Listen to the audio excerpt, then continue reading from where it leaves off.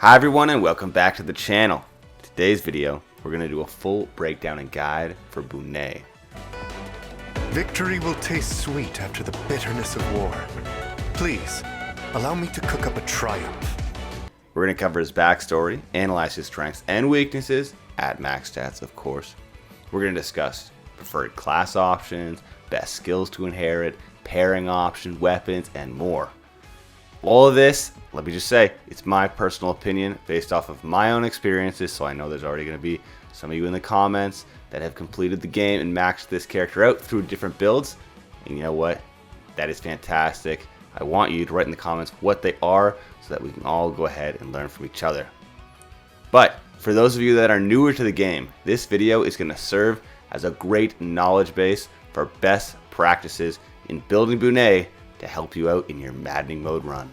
Okay, so Bunet starts off as a great knight, which isn't a bad class, but you could go ahead and reclass him into a paladin or a griffin knight, and I would think both of those are definitely viable options. It just depends on what your team needs, right? For myself, I already have a lot of griffin knights. I really love that class. So for the sake of this video, I'm going to go ahead and keep him as a great knight, which is his original class. I really want to showcase him as a tanker, right? He's got super high defense in this class, he's got great movement, and his proficiency is swords and axes, so I think there's a really great place for this class in your team. He's going to have really easy access to breaking all enemies' weapon triangles as well because of those swords and axes access. Alright, if you've watched my character breakdowns before, you know what we need to do first. First, we have to max out all those stats because yes, he starts out pretty good, but we have to know just how far we can take this character. So, his max stats are as followed. 75 health, 20 build, 43 strength, 16 magic, 44 dexterity, 25 speed, 53 defense, 21 resistance, and 31 luck.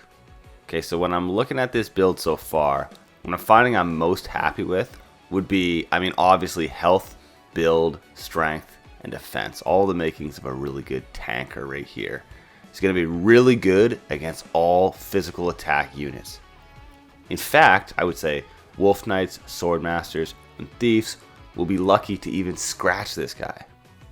That being said, his weakness, and it's a glaring weakness, is magic, speed, and resistance. So mages and the like are going to wreak havoc if you leave him out in the open against them.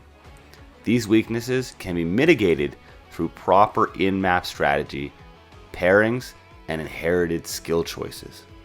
Okay, so that being said, let's jump into skills. Starting with his personal skill, which is called Second. Here's how it works.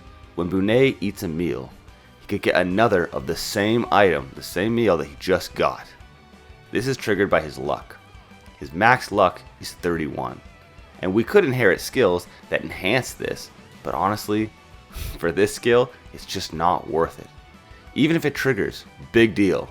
We'll be okay with the extra 20 HP that we could have got from the meal, and we don't have to waste a turn for it. I like to have lots of staff users on my team, so I prefer to just go ahead and use them instead of this skill anyway.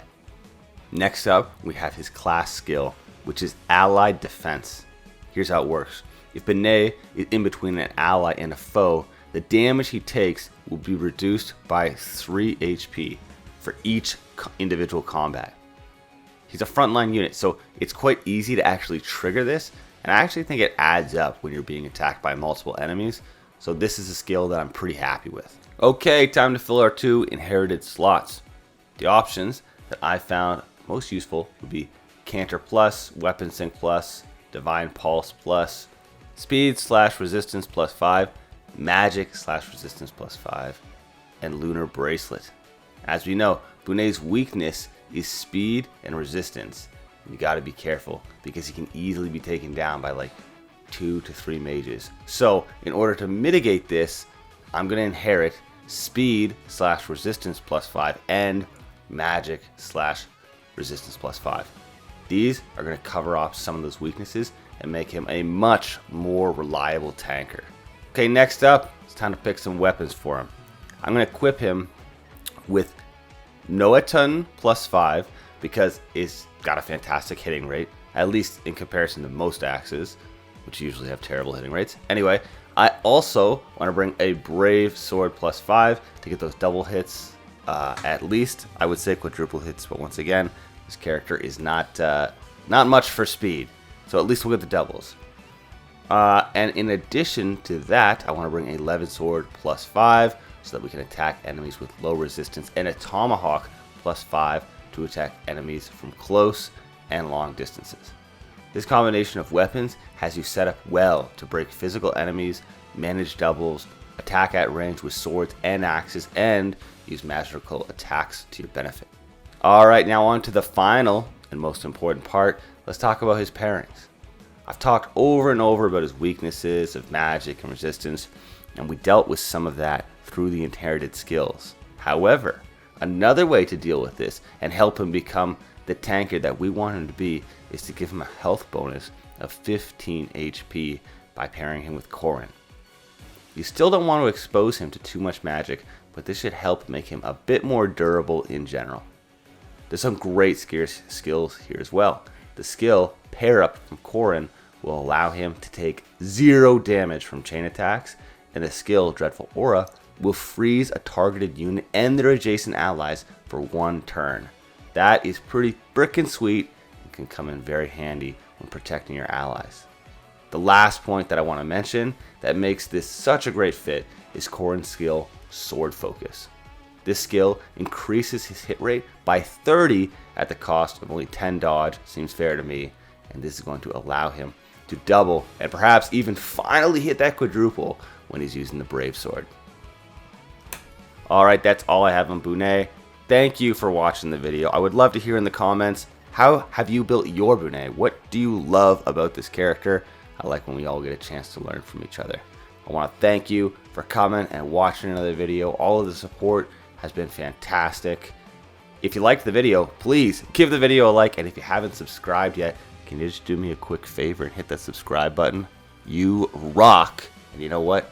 I cannot wait to see you in the next video.